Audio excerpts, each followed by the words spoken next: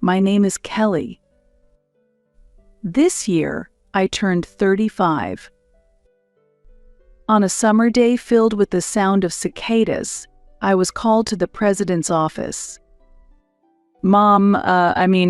President, what is it? While fanning herself, seemingly bothered by the heat, my mother, the president, kept her beautiful profile turned towards me and abruptly said, "I've decided to hand over the company to your sister, so you're fired as of today." The sunlight streaming through the window was so bright, I couldn't grasp whether this was reality for a moment. "What?" I think I let out a foolishly vacant voice. Looking annoyed, my mother glanced at me and said, "Didn't you hear me? You're fired. We don't need you here anymore. Move out by the end of this month." As she spoke, she snapped her fan shut and dropped her gaze back to the documents on her desk as if she had finished her business. Alone in the president's office with the sound of cicadas filling the room, I slowly digested her words. "Are you still here?" "Get back to work," my mother scolded, and I mechanically backed away, said, "If you'll excuse me, close the door," and stepped out into the hallway. Our company was a small 2-story building with about 10 employees, all involved in demolition work. It was a family-run business. My mother was the president, my aunt and her husband the vice presidents, and my mother's cousin and her spouse the managing directors, with almost all authority being in my mother's hands. After high school, I worked at an accounting firm, but at 25, when told by my mother that we had no accountant, "Are you going to abandon your family in trouble? You'd be the last to suffer," she somewhat forcibly pulled me into the company. Moreover, my assigned tasks were not limited to accounting. My mother dumped everything from clerical work to miscellaneous chores on me. When we were short-handed, I was even sent out on sales calls, essentially making me a jack of all trades within the company. Despite this, I worked hard from morning till night, trying not to burden others, and somehow managed to get through the work over 10 years. Meanwhile, Samantha, who was told she would take over the company, was 3 years younger than me, at 32. She had only been with our company for 2 years. Before joining us, Samantha would often complain and change jobs, saying, "It just doesn't suit me." After turning 30, as employment conditions became stricter, she lamented, "I can't work for such low pay," and spent her days idly at home without even looking for another job. That's when my mother said, "There's a suitable job for you, Samantha." Thus, my mother welcomed Samantha as a managing director to our company. I have been with the company for 10 years, but still remain a regular employee. The difference in treatment between us sisters surprised those around us, but I thought, figures. That's because my mother always favored my sister since we were children. For the beautiful Samantha, she bought everything from clothes to toys, saying, "You're really adorable, Samantha. This outfit suits you perfectly." On the other hand, not being as cute, I was told, "This is enough for you," while receiving hand-me-downs from cousins and neighborhood children. When I was young, I couldn't understand why I was treated this way. All I wanted was to get my mother's attention, so I ignored my immutable appearance and devoted myself to helping out and studying. Yet my mother showed no interest in me, barely glancing at my report card of straight A's before stamping it. If being beautiful is the only way to be loved, I even considered plastic surgery. Seeing my plight, my aunt, during my high school years, told me why my mother ignored me. I had been told that my father had passed away, but in reality he had run off with a woman from the company the year Samantha was born. This woman was older than my mother and not as attractive. Moreover, she had an air about her that resembled me. My aunt said, "Your mother has high pride, so she couldn't forgive that her husband was stolen by a woman who looked worse and was older than her, yet she seemed to smirk, as if saying serves her right." By the way, my aunt is my mother's sister, and she looks similar to me, neither particularly pretty nor ugly. Well, she made me suffer too, but she was capable at work. Mostly it was through her charm, though. After my father left at 32, my mother took over the company from my deceased grandfather and used her beauty to continuously attract clients and boost performance. The increasing number of buildings exceeding their durability also helped push the need for demolition. Thus, even my aunt and her husband, as well as my mother's cousin and her spouse, respected her. However, recently, with the rising costs of industrial waste disposal and transportation, the balance between demolition fees and actual expenses has become untenable, a common issue across the industry, and our company's performance has been declining. Honestly, making the monthly payroll has been a close call. During this time, as Samantha started working at the company, I became anxious about how we would cover her salary. Then, my mother said, "I'll cut your salary to pay for her. Since we're family, it's only natural." When I logically argued, even if you reduce my salary, it won't cover the managing director's pay, she forcefully replied, "It's your job as a veteran to figure it out. Just do it." Tentatively, I murmured, "Shouldn't Samantha start as a regular employee first?" My mother glared at me sharply and snapped, "Who are you speaking to? It's not your place to say." At that time, we lived in the same house, but Samantha didn't contribute a penny, while I paid $1,500 every month. Of course, even after Samantha joined our company, she didn't contribute financially at home. Growing up, I took care of the household chores as my busy mother couldn't, naturally taking on the responsibilities, while Samantha acted as if it was only natural and did nothing. "Sis, isn't dinner ready yet?"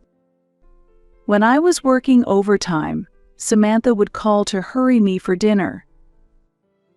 "Hey, I'm at work. Can't you just make something yourself?" I replied. "Ah, what should I make?" "The kitchen is your domain, right? I don't want to use it without permission and get scolded." "You got mad last time. Remember, she brought up a long past incident, ultimately not attempting to cook." Samantha generally doesn't clean up or return things to their places. It seems she still holds a grudge from when I pointed this out once before. Or rather, she uses that as a reason to justify her position of doing nothing. Reluctantly, I would return home to cook dinner, only to head back to the office to work overtime afterward. My mother rarely prepared dinner, and on many days, even if there was food ready, she would just eat whatever she wanted instead. Lately, as my mother began taking Samantha out for business more frequently, the need for me to cook dinner decreased, but the costs of these outings continued to trouble us. This year, my mother turned 63, and she started complaining more about various pains in her body and how heavily drinking affected her. It was during such a time that I was called into the president's office and told, "I'm handing the company over to Samantha, so you, the ugly duckling, are fired as of today." Considering my mother's past actions, it made sense that she would hand the presidency over to Samantha. Reflecting on it, Samantha is now 32, the same age my mother was when she first became president. Perhaps my mother thought that Samantha could use her beauty to attract clients just as she had. However, the idea of being fired because of my appearance was something I simply couldn't accept. Even if my salary were transferred to Samantha, I felt there was hardly any real benefit. When I discussed this with my aunt, it seemed the news of Samantha becoming president had already spread among the employees. But the news of my firing was new to her as well. After pondering a bit, my aunt said, "Well, I'm not entirely sure, but it seems Samantha doesn't like it when everyone tells her, 'Don't worry, we'll ask Kelly whenever she says she wants to do something.' Maybe that's related." But that's because people stopped asking Samantha because her work was sloppy, right? Yes, Samantha was incapable of keeping deadlines, often messed up phone calls, and her work was riddled with typos. Despite having work experience, perhaps because of her good looks, men around her had covered for her, leaving her unaware of her lack of skills. My aunt understood this point too. "Well, that's true. But she probably thinks you're in her way," she said, and with a deep sigh added, "Oh dear, I can't believe she's firing you. That would cripple our company," but her nature of not standing up to my mother prevented any protest from her. I felt a sense of disgust at being related by blood to my mother, my sister, and this unreliable aunt. "So both my mother and my sister dislike me," I said in a dejected tone, to which my aunt hesitated before replying, "Well, yes, your mother is harsh, but you might be better off working elsewhere. You're too capable to not start over somewhere else." There was a slight warmth of kinship in her eyes as she advised me to resign. Standing in the company dyed red by the summer twilight, I vaguely watched a mirage in the distance. Maybe it's time to end this, I felt a sense of liberation spreading through my chest. Turning to my aunt, I smiled calmly for the first time since joining the company. Surprised by my smile, my aunt returned it with a sad expression.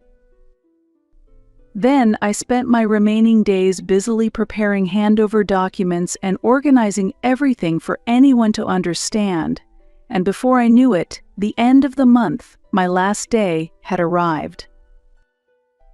When I went to the president's office at the end of the day, the sound of cicadas was no longer audible, and my mother and sister were laughing and chatting joyfully. "That salesman definitely has a thing for you." "You, that bald guy?" Absolutely no way they laughed without noticing my presence until I deliberately coughed, and then Samantha, looking puzzled, asked, "What's up?" "We don't need dinner today." "Today is my last day here.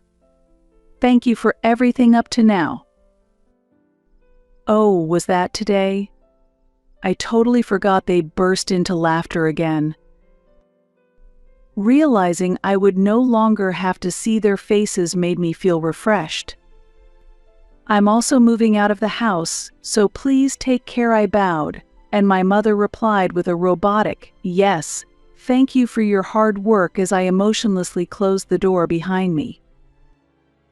From inside, I could hear my sister's voice. "Now we won't have to see that annoying face anymore." "Watch me," I muttered to myself as I left the company I had worked at for many years. A week later, after finishing paperwork at a school, I checked my smartphone and noticed 14 missed calls from my mother in just 2 hours. A bad feeling washed over me, so I put my phone on silent mode and took care of other errands before heading home. The calls from my mother continued to increase, and by the next morning they had totaled 80. The last call came just after 2 a.m. Of course, I had no intention of calling her back. She was now a stranger to me, and I didn't want to hear her voice, fearing it might make me succumb to her demands again. For 35 years, I had been dominated by my mother. To break free from her control, I decided to ignore her calls completely. Although I could have blocked her, I left the calls unchecked as evidence in case she took any obsessive actions. For a while, there were nearly 100 calls a day. At first, checking the missed calls was depressing, but as I got used to it, I began to feel a sense of schadenfreude imagining my mother struggling without me. It was then I truly realized how terribly she had treated me. A year has passed since then. By that time, the calls from my mother had ceased, and I had no idea what was happening with her.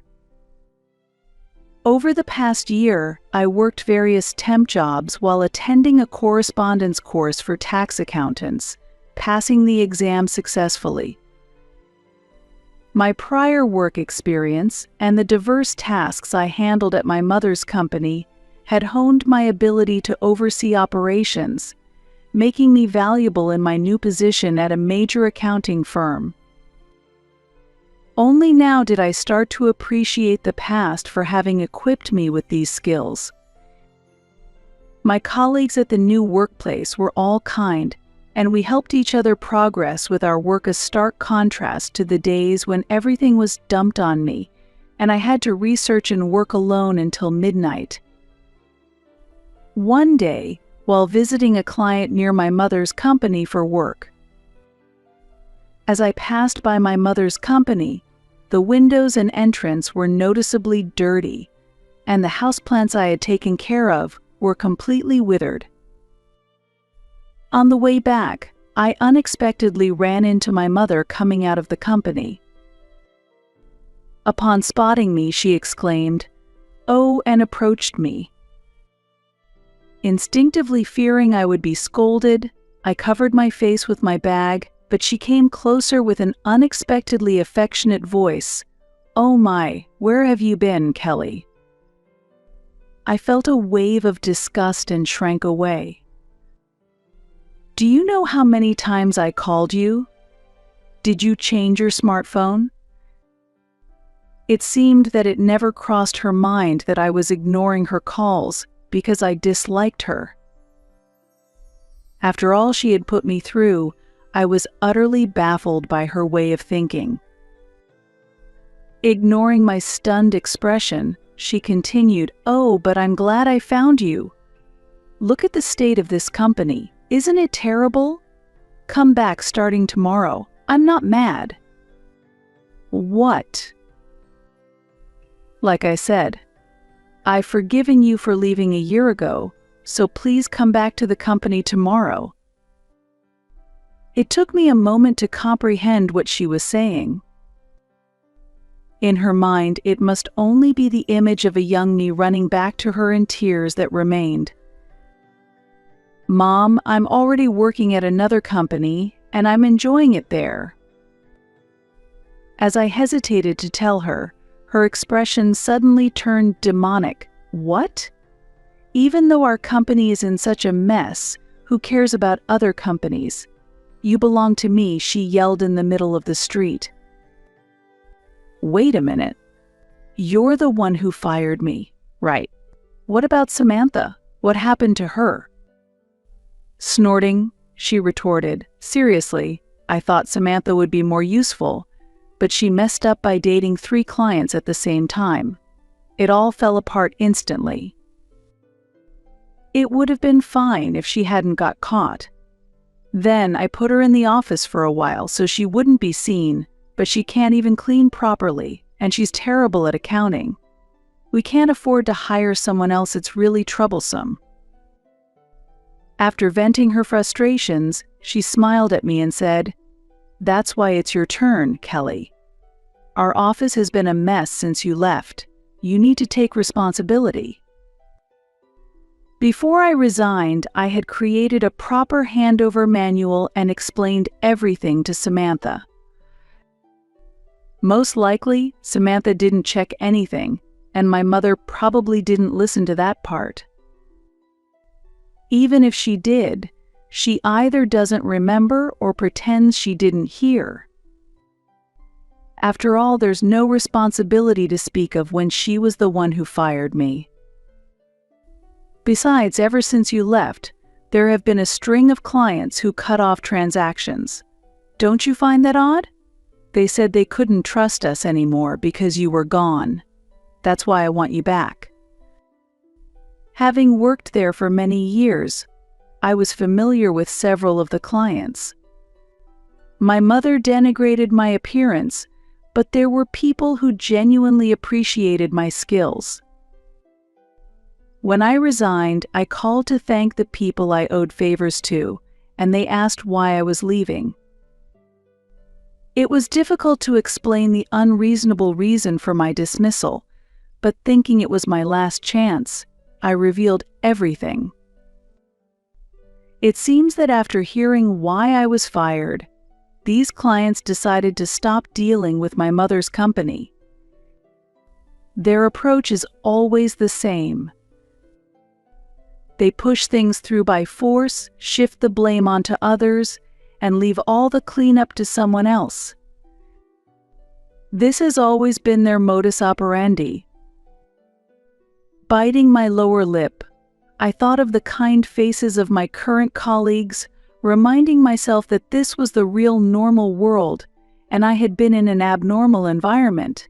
I vowed not to succumb to this pressure anymore. Responsibility or not, it was you, the president, who fired me, Mom. Sensing a change in my tone, my mother briefly looked surprised. And besides, wasn't the reason for my dismissal that I was unattractive? Before I knew it, our argument had drawn a crowd, apparently intrigued by the spectacle. My mother, noticing the stares from those around her, hesitated before saying, "Did I really say that? Could you have misheard me?" "No, I heard you clearly. You said you were handing over the company to my beautiful sister and firing the ugly one. I could not comprehend what you meant. I've worked hard for 10 years, yet you decide to hand over the company to Samantha, who has only been here for 2 years and hardly does her job properly. I question your judgment." As I spoke forcefully, a murmur ran through the crowd. "Really? Is that true? Her own mother said that.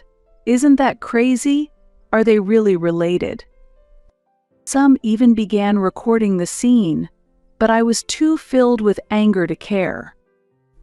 My mother's face paled under the accusatory glances, and she began to sweat. "Kelly, you've misunderstood. Let's discuss this inside."